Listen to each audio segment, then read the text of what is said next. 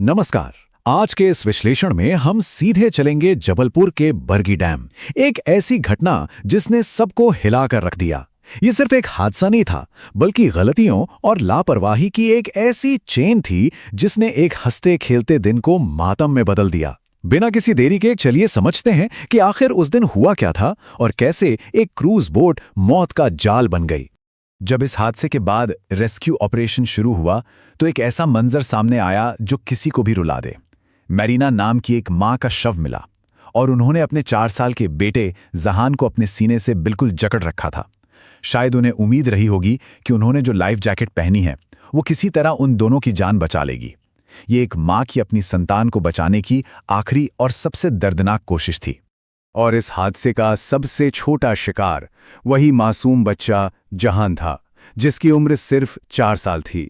ये सिर्फ एक नंबर नहीं है, ये उस मानवीय नुकसान का प्रतीक है जिसकी कभी कोई भरपाई नहीं हो सकती। कुल मिलाके 7 जाने गईं इस त्रासदी में। और ध्यान देने वाली बात यह है कि जो शव निकाले गए उनमें से ज्यादातर महिलाओं के थे।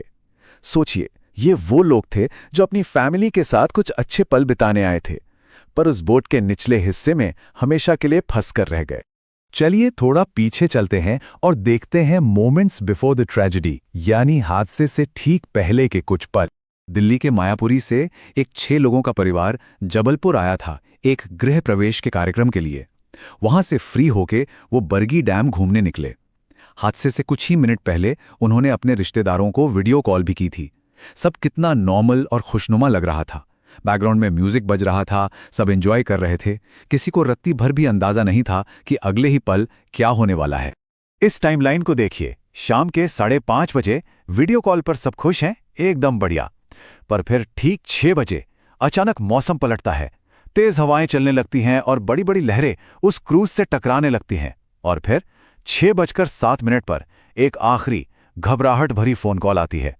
हालात कितनी तेजी से बिगड़े होंगे ये टाइमलाइन उसे बिल्कुल साफ कर देती है।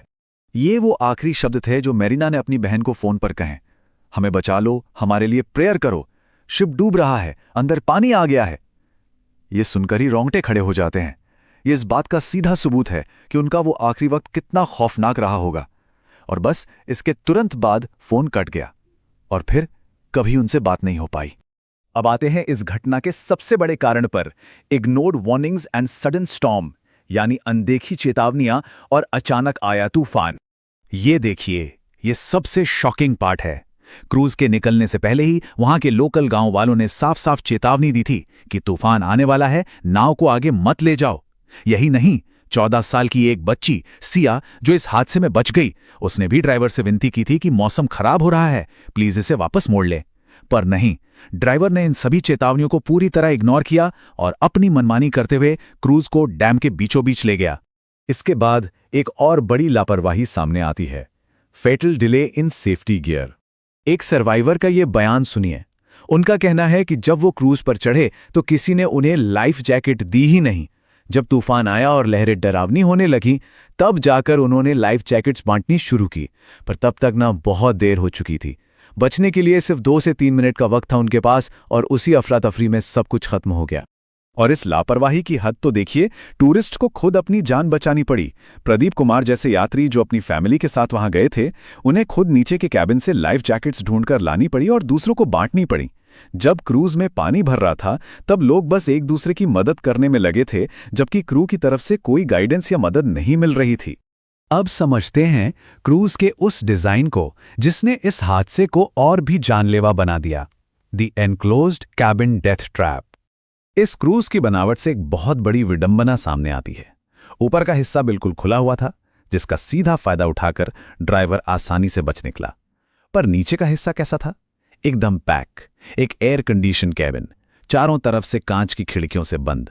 और सबसे बड़ी ट्रेजेडी तो यह है कि ज्यादातर लाइफ जैकेट्स इसी नीचे वाले केबिन में रखी थीं और बाहर गर्मी होने की वजह से बहुत से यात्री भी यहीं आकर बैठे हुए थे। तो कैबिन के अंदर आखिर हुआ क्या? चलिए स्टेप बाय स्टेप समझते हैं।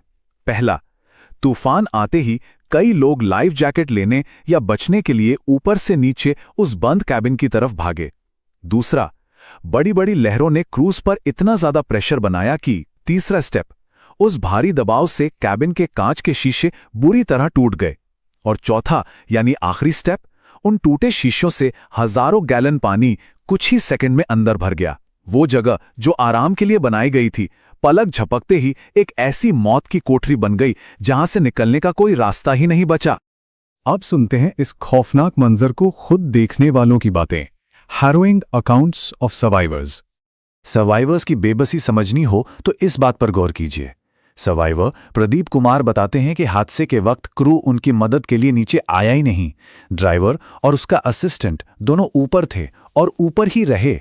नीचे पानी इतनी तेजी से भरा कि जो लोग नीचे थे वो वापस ऊपर जा ही नहीं पाए।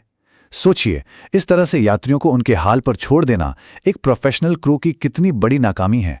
इस सब के बाद सवाल उठता है सिस्टम और जवाबदेही का। तो चलिए आगे बढ़ते हैं अकाउंटेबिलिटी एंड सेफ्टी फेलियर्स की तरफ। हादसे के तुरंत बाद जिसने मदद की वो कोई प्रशासन या अथॉरिटी नहीं थी, बल्कि वहां के लोकल गांव वाले थे। उन्होंने तुरंत फुर्ती दिखाते हुए रस्सियां फेंकी और डूबते लोगों को बाहर निकाला। वहां ना तो कोई सेफ्टी चेक हुआ था, ना कोई बचाव नौका मौजूद थी। प्रशासन और एनडीआरएफ का रिस्पांस इतना लेट था कि सर्वाइवर्स का सीधा आरोप है, अगर वो वक्त रहते वहां पहुंच जाते तो शायद और भी जानें बचाई जा सकती थीं। इस देरी का सबसे दर्दनाक नतीजा ये निकला कि परिवारों को पूरी रात झूठी उम्मीद और भारी पीड़ा में गुजारनी पड़ी। वो सोचते रहे कि शायद उनके अपने लाइफ जैकेट पहनकर कहीं सुरक्षित होंगे, पर अगली सुबह जब रेस्क्यू टीम ने गोताखोरों की मदद से क्रूज के कांच तोड़कर अंदर एंट्री ली, तब जाकर उन्हें पता चला कि वो लोग तो नीचे कैबिन में ही फंसे रह गए थे। वो पूरी रात उन परिवारों पर कैसे बीती होगी, इसका हम और आप बस अंदाजा ही लगा सकते हैं।